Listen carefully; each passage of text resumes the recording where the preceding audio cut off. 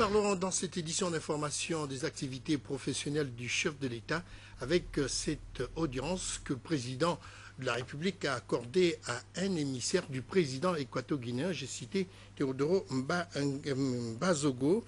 Et dans cette édition d'information également, il sera question de parler de la fête de la jeunesse. Malheureusement, cette année encore, les élèves du lycée ou encore la jeunesse gabonaise n'a pas bénéficié de manifestations du tout. Madame, Messieurs, bonsoir. Vous avez bien fait de choisir le canal de Gabon Télévision pour vous informer. Et comme je vous le disais, la diplomatie au cœur donc de l'activité professionnelle au palais de la présidence de la République, c'est le chef de l'État qui a reçu ce matin un émissaire du président équato-guinéen. Il s'agissait donc du ministre des Affaires étrangères et de la coopération qui était porteur d'un message au numéro 1 gabonais. Je ne vous en dis pas plus. Voici donc ce que nous a réservé Bienvenue Miko sur des images d'Armand Moupende et Anissé Sambaboubou, presse présidentielle. L'horloge affiche plus de 11 heures lorsque le diplomate équato-guinéen accède au cabinet de travail du chef de l'État. La poignée de main entre les deux hommes est cordiale. En cette matinée, le ministre Agapito Mbamokui est porteur d'un message du président de la République de Guinée équatoriale à son homologue du Gabon. C'était pour donner un message de son Excellence le président Obiangui Mbazogo de la République de Guinée équatoriale dans le contexte des bonnes relations de voisinage entre le Gabon et la République de Guinée équatoriale. C'est un message personnel qui a été remis, mais ça rentre dans la coopération et les relations de bon voisinage entre le Gabon et la République de Guinée équatoriale. Comme vous savez, nous sommes des pays frères, des pays amis, des pays voisins, où nous avons beaucoup de sujets de coopération régionale à discuter, et c'était dans ce contexte, ce qui est tout à fait normal. Coopération bilatérale, intégration sous-régionale, échanges et partenariat économique, la rencontre du palais présidentiel a permis de revisiter l'axe Libreville-Malabo. Les deux capitales, au-delà de l'amitié entre les deux présidents, partagent en commun le sens des valeurs de solidarité, de paix et de développement dans l'intérêt des populations des deux pays frontaliers, membres de la CEMAC et de la sous-région d'Afrique centrale. D'une audience à une autre, on va cette fois-ci à la primature où le Premier ministre, chef du gouvernement, le professeur Daniel Ona-Ondo, a donc reçu l'ambassadeur de la République fédérale d'Allemagne. Il s'agit donc de son Excellence Stéphane Graf. Au menu donc des entretiens entre les deux hommes, multiplier les axes de développement de la politique et économique. Compte rendu presse primature, Claudette Ewerechon, Olivier Antonio Dibal et Patrick Demabio. C'est la première rencontre entre son Excellence Stéphane Graf, l'ambassadeur de l'Allemagne au Gabon, et le Premier ministre chef du gouvernement, le professeur Daniel Ona-Ondo. Au-delà des félicitations et encouragements du diplomate européen à son interlocuteur, les échanges ont porté sur le renforcement et la diversification des relations de coopération bilatérale entre nos deux pays. On a fait un tour d'horizon des relations bilatérales entre la République fédérale d'Allemagne et le Gabon. Et vous savez, nous avons des relations diplomatiques depuis 1960, alors plus que 50 ans. Nous avons constaté que les relations sont bien, sont très amicales, mais il y a encore beaucoup de potentiel sur le niveau politique ainsi que sur le niveau économique. La République fédérale d'Allemagne est un pays très fort, économiquement fort en Europe. L'Allemagne est aussi un des moteurs de l'Union européenne en Europe. Et pour ça, moi je crois l'Allemagne, avec l'expérience et avec la bonne réputation de l'Allemagne, l'Allemagne peut profiter du développement du Gabon et aussi contribuer au développement du Gabon dans le cadre du plan stratégique Gabon émergent. marqué par la disponibilité du géant économique européen à accompagner la politique insufflée par les autorités gabonaises, le Premier ministre Onaondo n'a pas manqué de solliciter l'expertise allemande comme celle des autres partenaires au développement en vue de relever les défis socio-économiques du gouvernement. Allons-y à présent au Conseil économique et social, là-bas où le président de cette institution, Paul Biya-Yamba, s'est entretenu avec une délégation d'hommes d'affaires ou encore d'opérateurs économiques du secteur maritime et portuaire. Il s'agissait donc pour le président du Conseil économique et social de s'enquérir des doléances récurrentes donc dans ce secteur pour pouvoir donc les formuler aux plus hautes autorités du Gabon. On va voir tout cela avec Bernadette Zangayi, Idriss Mongala et Rodolphe Eyele-Mve. Préoccupé par l'absence d'un représentant des opérateurs économiques du secteur maritime et portuaire au sein du Conseil économique et social, le président de cette institution, Paul Biya-Yamba, a tenu à échanger avec une délégation des opérateurs de ce secteur, notamment les responsables des entreprises Necotrans Gabon, Delmas et Bolloré Gabon. Une initiative jugée louable par Bertrand Rose, directeur général de Necotrans, au nom de la délégation. Je pense que déjà cette première réunion à l'initiative de M. le Président a été absolument bénéfique, puisque maintenant on sait que notre place est bien identifiée et qu'aujourd'hui les opérateurs portuaires donc, vont siéger au CES. Donc il y a quand même quelque chose de très très positif. Donc là quand même en présence il y avait donc M. Yves Debiem donc, qui est président donc, du syndicat des aconniers, M. Millot qui est donc président du syndicat des consignataires et Bertrand Rose, donc moi qui suis président du syndicat des transitaires. Pour ce premier contact, les deux parties ont échangé sur les difficultés rencontrées par ces sociétés afin de formuler des doléances à soumettre au chef de l'État Ali Bongo Ondimba, attendu dans les prochaines semaines au Conseil économique et social. C'était juste une réunion préparatoire donc, à la venue du chef de l'État, donc pour un petit peu mettre à l'ordre du jour nos priorités, nos soucis, nos vues, nos stratégies, et puis un petit peu échanger effectivement sur ce que l'État attend de nous. C'est très important aussi. À noter la présence à cette audience de plusieurs collaborateurs du président du Conseil économique et social. Je vous parlais au sommaire de cette édition d'information de la fête de la jeunesse. Vous le savez d'ailleurs, d'antan donc, la fête de la jeunesse était célébrée avec beaucoup de manifestations ludiques et sportives. Mais cette année, en ce 17 février, les jeunes, bien entendu, ont bénéficié de 2 jours de congé. Mais malheureusement, aucune manifestation n'a été organisée sur l'ensemble du territoire national. Ce qui a amené d'ailleurs nos reporters à s'interroger sur les raisons de cette absence de manifestation. Suivons ce que nous a concocté Jerry Mbougou Bivigou, Gérard Milundu et Louis Berstar et Lenyongo.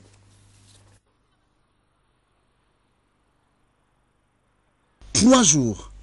Durant 3 jours, les élèves du primaire, des lycées et collèges sont en vacances pour la célébration de la Fête nationale de la jeunesse édition 2014. Or, depuis la dernière édition célébrée sous le ministre Ndemezo, il n'y a plus rien. Si depuis 4 ans la fête ne se célèbre plus, c'est simplement que pour le cadre du ministère de la Jeunesse et des Sports, il y a eu succession de chefs de département et comme les agents sont tenus de suivre les orientations de leur ministre, eh bien, ce sont les aspects techniques qu'on peut évoquer qui ont fait que la fête depuis 4 ans ne s'organise pas.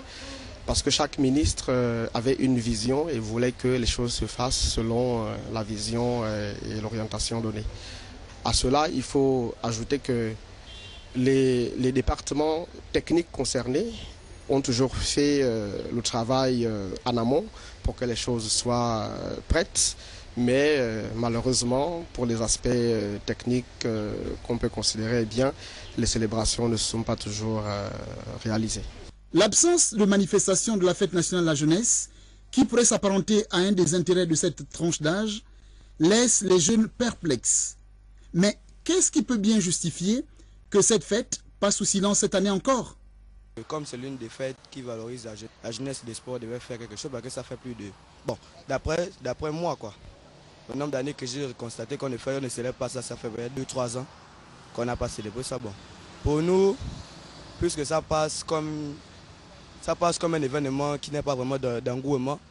On ne considère même plus ça, c'est juste les congés qu'on apprécie, juste, c'est tout. Aujourd'hui, la fête de la jeunesse devait être symbolique. On devait organiser des activités, différentes activités pour un peu revaloriser la jeunesse gabonaise. La jeunesse est un peu plus nombreuse maintenant que les personnes adultes. Donc on devait, bon d'après moi quoi, on devait plus revaloriser ça parce que ce n'est qu'une fois dans l'année. C'est un événement unique. C'est vraiment pas normal, étant donné que la fête de Saint-Valentin par exemple se célèbre chaque année. Et pourquoi pas la fête de la jeunesse? Beaucoup ne savent pas que la fête de la jeunesse aujourd'hui. Donc certains font ce qu'ils font, ils ne savent pas.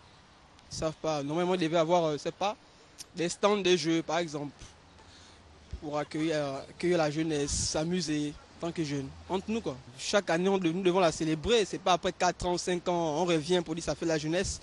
Beaucoup l'ont oublié, la fête de la jeunesse. Ce n'est plus dans nos têtes. Et c'est un bon matin, aujourd'hui, ça fait de la jeunesse. Nous sommes surpris, en fait. L'année dernière, par exemple, la fête qui avait pour thème « Jeunesse, responsabilité et autonomie pour un développement durable » a été annulé sine die, alors que les activités, les sites, les responsables, le chronogramme avaient été déjà retenus et les dépenses engagées. Sachant qu'il y a environ 50 millions de francs CFA inscrits dans le budget chaque année pour cette fête dédiée à la jeunesse, voici une célébration qui mérite de revêtir ses habits d'antan. Voilà, et vous le savez, le chef de l'État Ali Bongo Ondimba met une part entière, si ce n'est une partie, concentre une partie de son énergie, donc, en jeunesse gabonaise. Mais malheureusement, comme vous venez de le voir dans ce reportage, les jeunes sont on ne peut plus résignés. Voyons encore ce constat que nous a fait notre reporter Wora Pira et Yelemve Rodolphe. C'est ce reportage que je vous recommande de suivre.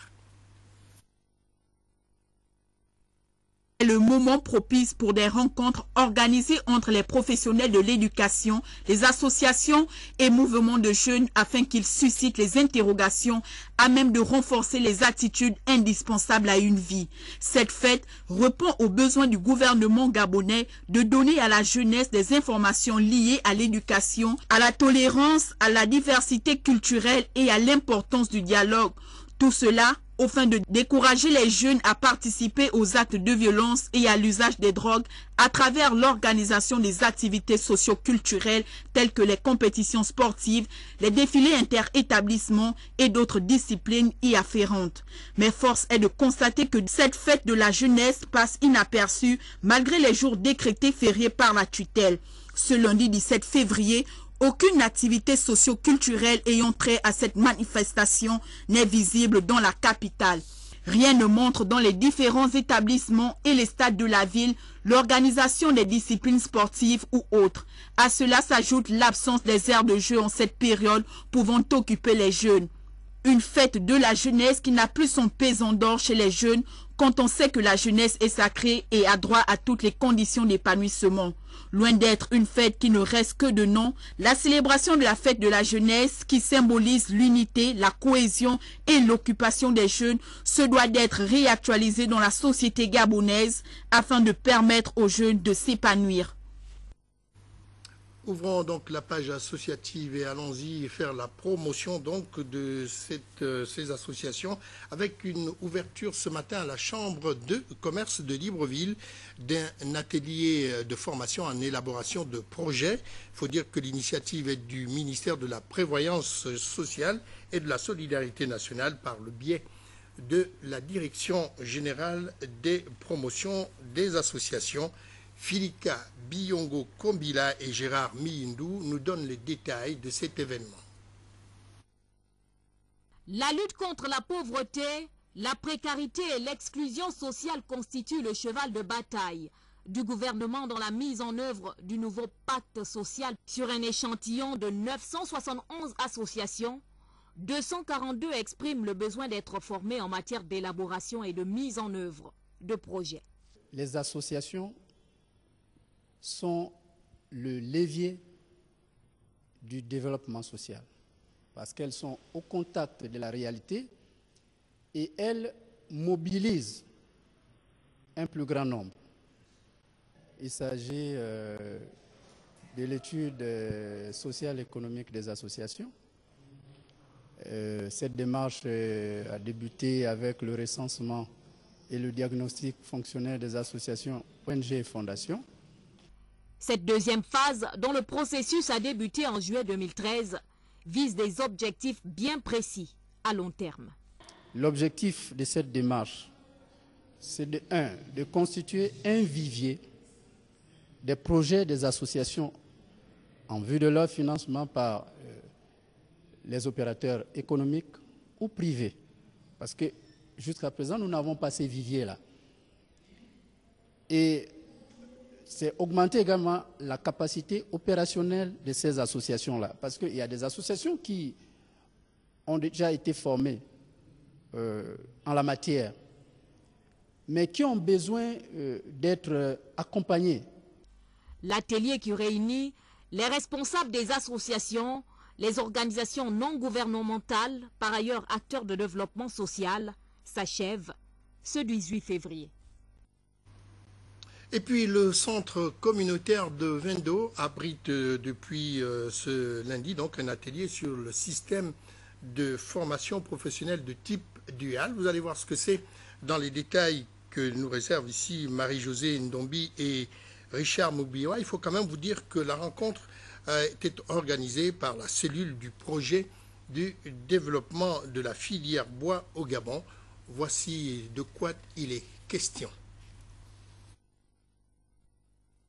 Développer une industrie locale tournée vers l'exportation des produits à forte valeur ajoutée, c'est la volonté affichée par les plus hautes autorités de l'État, en tête desquelles le président de la République, son Excellence Ali Bongo Ondimba. Le centre communautaire d'Ovendo, qui s'inscrit dans cette démarche, a organisé la présente rencontre à laquelle participent les entreprises de la filière bois. Il s'agit ici de réfléchir sur le profil de l'ouvrier exerçant dans l'industrie des scieries, de déroulage, de tranchage et de fabrication de contreplaqués. C'est brosser un portrait robot de cet ouvrier-là, à savoir que nous aurons défini les différentes tâches qui sont nécessaires, les sous-tâches, nous allons définir les savoirs qui sont associés, nous allons définir les compétences pratiques qui sont reliées à ces différentes tâches, nous allons aussi définir les attitudes et les comportements nécessaires à l'exécution de ces tâches, mais mieux encore, nous irons plus loin pour définir quels sont les matériels et équipements qui sont appropriés pour exécuter ces tâches-là. Le projet est mené grâce au partenariat Gabon-Suisse. Mon appui est dans le sens que je fais part d'un de ces 4 groupes qui vont développer les différentes tâches et les compétences pour un futur scieur dérouleur, mais plutôt dans le sens administratif, tout ce qui concerne le contrat entre entreprise et apprenti et la convention entre entreprises et lycées techniques par rapport au concept qu'on a déjà une mouture, mais ça, on veut tous discuter avec les entrepreneurs, avec les représentants experts du ministère et du lycée. Pour les entreprises de la filière bois, l'atelier arrive à point.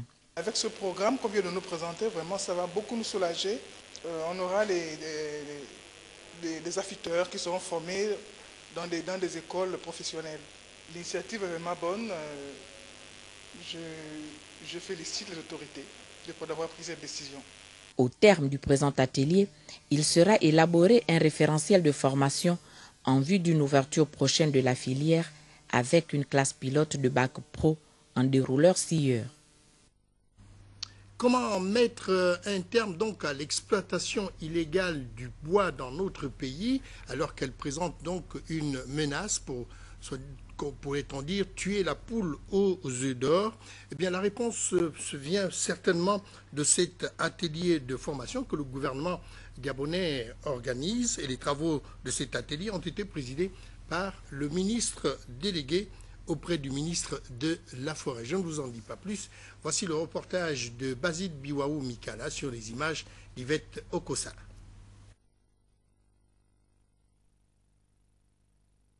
La présence massive de participation à cette rencontre à l'auditorium du ministère de la Forêt démontre à suffisance l'importance que révèle le sujet à l'ordre du jour, à savoir le lancement du plan d'action national de la lutte contre l'exploitation forestière illégale lorsqu'on sait que la forêt gabonaise joue un rôle central dans la préservation de la forêt du bassin du Congo. Dans son mot de circonstance, le directeur général des forêts a décliné la préoccupation majeure des hautes autorités de la République qui n'ont pas hésité à monter au créneau. Encore tabou il y a quelques années, l'exploitation forestière illégale est sur la place publique. Les autorités du pays ont décidé de l'attaquer avec la plus grande énergie.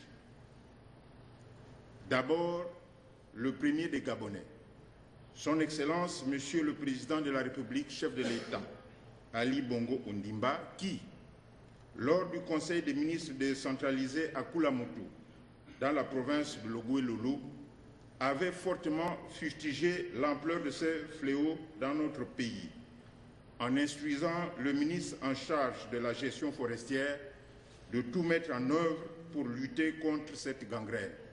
Président l'ouverture des travaux de l'atelier, le ministre délégué a fait état de la politique gouvernementale en la matière. La politique du gouvernement conduite par le professeur Daniel Onan-Ondo, Premier ministre chef du gouvernement, repose sur 4 axes principaux, à savoir l'aménagement forestier, la conservation et la protection des écosystèmes des zones les plus sensibles, l'industrialisation de la filière forêt-bois, l'implication des populations rurales dans la gestion des ressources forestières et partant la lutte contre la pauvreté. Oui, cette politique s'inscrit dans le cadre de la bonne gouvernance forestière où la lutte contre l'exploitation illégale des ressources constitue une priorité parmi tant d'autres. Lutter contre l'exploitation forestière illégale, c'est protéger les ressources forestières pour nous et surtout les générations futures à qui nous devons léguer cette richesse naturelle que Dieu a généreusement mis à notre disposition. Et puis, retenez que la capitale gabonaise abritera du 20 au 21 février prochain au Palais du Sénat le 31e colloque de l'unité de formation des huissiers de justice africains. Les huissiers de justice africains entendent donc harmoniser leurs connaissances face aux nouvelles dispositions qui régissent bien entendu l'organisation pour l'harmonisation du droit des affaires OHADA. Le compte-rendu est d'Éric Nziengi Mbadinga et Gérard Miyindo. Placé sous le haut patronage du président de la République, chef de l'État, c'est un événement de dimension internationale qui sera organisé par la Chambre nationale des huissiers de justice du Gabon et placé sous l'égide de l'Union internationale des huissiers de justice, dont le président a foulé dimanche soir le sol gabonais. On fait énormément de choses déjà en Afrique. On va faire la formation des formateurs pour les huissiers de justice. À côté de ça, ce qu'il y a encore pour moi plus important, c'est qu'on va faire un accord de coopération avec l'être humain. C'est le directeur lui-même de l'être humain qui vient à Gabon pour signer cet accord. À côté de ça, on va voir le ministre de la Justice, on va lui parler de tout ce qu'on est en train de faire en Afrique avec l'acte uniforme pour le huissier de justice, pour le statut de huissier de justice. J'ai déjà parlé à Ouagadougou pour les 20 ans de OHADA avec le Conseil des ministres. J'ai déjà proposé comment on pourrait faire ça. Et puis, ils ont même changé la possibilité, en nous donnant la possibilité pour faire une sorte de sous-acte pour le statut de huissier de justice. On connaît le Gabon depuis longtemps et le Gabon, c'est quand même un pays très stable en ce moment. Ce qu'on a des problèmes de temps en temps dans plusieurs pays, comme vous le savez, c'est pas partout, la politique n'est pas partout stable. Mais Gabon, c'est... Et puis, il y a déjà quelques années qu'on n'était pas venu en Gabon, donc c'était grand temps de revenir ici aussi. Le président de la Chambre nationale des huissiers du Gabon rappelle l'importance de ces assises. Les huissiers du Gabon sont à nouveau honorés de recevoir le président de l'Union internationale des huissiers de justice, notre organisation mondiale qui vient à Libreville pour le 31e colloque de l'UFOJA. Aussi, sommes convaincus que les échanges de cette grande rencontre seront riches et fructueux. Nous appelons donc tous les huissiers et tous les praticiens du droit de venir prendre une part active à ces travaux. Le colloque sera animé par des enseignants gabonais et ceux de l'école de procédure de Paris. La richesse des échanges contribuera à l'épanouissement et au développement de la profession d'huissier. Une douzaine de délégations est attendue. On va parler en plus bref donc de la reprise du scrutin issu donc du contentieux dévoilé par la Cour constitutionnelle. Eh bien, on va là dans le département de Tsamba-Magotsi. Retenez que le bureau du conseil départemental vient d'être élu au bénéfice donc du Parti démocratique gabonais. Un fait marquant à signaler tout de même dans cette élection, le vote d'un conseiller de l'Union pour la Nouvelle République qui a donc donné sa voix au Parti démocratique gabonais. Soulignons aussi que c'est une élection qui se déroule après le contentieux électoral sur lequel la Cour constitutionnelle avait statué sur la reprise donc de l'élection, comme je le disais tantôt, dans cette circonscription administrative et politique du Gabon. Alors, rappelons tout de même que sur 18 conseillers que compte le Parti démocratique gabonais, 17 étaient présents. En plus de cette voix des conseillers, un des conseillers de l'UPNR qui était présent donc dans la salle. En tout, le PDG obtient 100% des suffrages. Et puis, notons aussi que le nom du président de l'Assemblée départementale est connu. Il s'agit de M. Lotan Misunga. Et notre source est une source donc officielle. Elle nous vient de la préfecture de Tsamba-Magotsi. Nous y reviendrons prochainement, certainement, avec un peu plus de précision en images. Autre brève concernant justement l'élection municipale, il s'agit de celle d'Ibunji. Le PDG prend donc la mairie de la commune ce matin. Le maire s'appelle Hippolyte Sanjou. Le premier adjoint, c'est Félicien Moukala. Et le deuxième adjoint est Joséphine Moukala également. L'élection, nous dit-on, s'est déroulée en l'absence des conseillers PSD qui ont quitté la salle. Parlons à présent de l'activité de la Confédération des syndicats libres. On va voir tout ce qui s'est dit dans ce reportage de Yves Oyono. À son nouveau siège du quartier Nkemba dans le 2e arrondissement de Libreville, la Confédération syndicale internationale et la Confédération gabonaise des syndicats libres rend publique sa première déclaration de l'an 2014. Cette rencontre intervient quelques jours après la nomination du professeur Daniel Onaondo à la tête d'un nouveau gouvernement très attendu sur le terrain des résultats. Nous espérons que les aspirations de tous les travailleurs seront intégralement prises en compte car il ne peut en être autrement. Au cours de ce rendez-vous, hommage fut rendu au gouvernement sortant pour son engagement. Ici, le paiement des rappels à tous les fonctionnaires avant le 31 décembre 2013 fut un geste bien perçu par l'ensemble des travailleurs. Inutile de rappeler que le souci premier d'un gouvernement est de répondre aux aspirations profondes et pressantes de sa population. Jean-Claude Bécalé et ses partenaires et collègues travailleurs restent à l'attente de l'aboutissement d'autres points de revendication négociés par la coalition. La révision du tronc commun des conventions collectives, la révision du Code du travail, dont les commissions doivent impérativement se mettre en place dans les plus brefs délais, la vie chère, la revalorisation du SMIC et du point d'indice, dont l'architecture du nouveau système de rémunération devrait nous être présentée en fin mars 2014. La convocation des élections sociales, afin de déterminer une fois pour toutes la représentativité des organisations syndicales des travailleurs. D'autres sujets furent évoqués, du comité de sécurité santé au travail, en passant par les autorisations dites fantaisistes des inspecteurs du travail. La CGSL s'est réjouie du contenu du discours du président de la République sur le social. Nous saluons cette initiative, même si elle n'arrive qu'à mi-chemin de son septennat. Les uns et les autres se sont donné rendez-vous pour bientôt, au même endroit. Voilà, pour la fin de cette édition d'information, une note d'information qui nous vient de l'Assemblée nationale gabonaise en vue du départ pour les journées parlementaires à OIM 2014. L'honorable Luc Mara Abila, président du groupe parlementaire PDG, convie les honorables députés membres du groupe à une assemblée générale le mardi 18 février 2014 à 16h précises à la salle Georges Damas Aleka du palais Léomba. La présence de tous est vivement souhaitée. Puis, je reviens donc sur cette information que je vous donnais tout à l'heure. Il s'agit donc de l'élection municipale à Ibunji. Le PDG prend donc la mairie de la commune ce matin. La mairie est donc dirigée désormais par Hippolyte Sanjou. Le premier adjoint est Félicien Moukala. Le deuxième adjoint est Joséphine, qui porte le nom de Moukala également. L'élection s'est déroulée en l'absence des conseillers du Parti social-démocrate qui ont quitté la salle, nous dit-on. Et puis le bureau du conseil départemental de Tsamba Magotsi vient d'être élu au bénéfice donc du Parti démocratique gabonais.